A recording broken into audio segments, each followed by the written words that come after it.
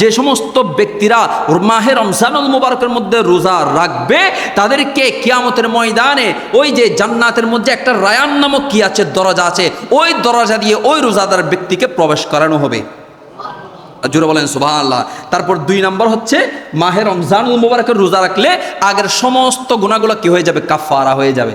সুবহানাল্লাহ বলেন না। নবী সহিহ ইবনে হিব্বানের মধ্যে বলতে লাগলেন, যে ব্যক্তি মাহে রমজানুল মুবারকের মধ্যে রোজা রাখলো এবং গুনাহ থেকে নিজেকে বিরত রাখলো, তার আগের সমস্ত গুনাহগুলো কি হয়ে যাবে, কাফারা হয়ে যাবে। তারপর 3 নম্বর বলতে লাগলে জাহান্নাম থেকে ওই ব্যক্তির জাহান্নামের আগুন থেকে 70 বছরের রাস্তার সফরের দূরত্ব হয়ে যাবে। আরো জোরে বলেন সুবহানাল্লাহ। কারণ আমার নবী হাদিসের মধ্যে বলে দিয়েছেন, বলে ইয়াকুলু মান সামা ইয়াওমান ফি সাবিলিল্লাহি বা'আদাল্লাহু ওয়াজহাহু আনিন নারি 70 খারিকান, যে ব্যক্তি আল্লাহর রাস্তায় একদিন রোজা রাখবে, কয়দিন, শুধুমাত্র একদিন আল্লাহর রাস্তায় রোজা রাখবে, তার থেকে দুজকের আগুন, জাহান্নামের আগুন 70 বছরের রাস্তা সফরের দূরত্ব হয়ে যাবে। আরো জোরে বলেন সুবহানাল্লাহ। তারপর 4 নম্বর হচ্ছে, ব্যক্তি আল্লাহর সন্তুষ্টির জন্য রোজা রাখে, তার জন্য জাহান্নামের আগুন হারাম হয়ে যায়, তার জন্য জাহান্নাম হারাম হয়ে যায়। আরো জোরে বলেন সুবহানাল্লাহ। এরপর হচ্ছে লাল, 5 নম্বর হচ্ছে নবী হাদিসের মধ্যে বর্ণনা করতে লাগলেন, বলে যে ব্যক্তি মাহে রমজানুল মুবারকে রোজা রাখবে নীরবতা সহকারে, কি সহকারে, আর তো ইয়া রোজা রাহি জেন ইচ্ছে এন মুকুদি জিয়ান মরাইন হতা হয়, ওরে হতা হয়ে আর হতা বে কিন্তু মসজিদুত।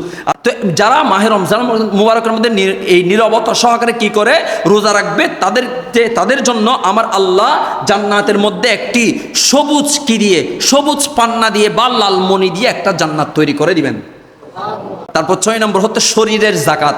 মাহে রমজানুল মুবারক হচ্ছে কিসের যাকাত, দেহের যাকাত। কারণ কেন বলতে রাখলেন, লিকুল্লি শাইইন যাকাতান ওয়া যাকাতুল জাসাদুস সোম, বলে যে ব্যক্তি মাহে রমজানুল মুবারকের মধ্যে রোজা রয়েছে, প্রতিটি বস্তুর একটি যাকাত আছে, প্রতিটি বস্তুর কি আছে, একটা যাকাত আছে।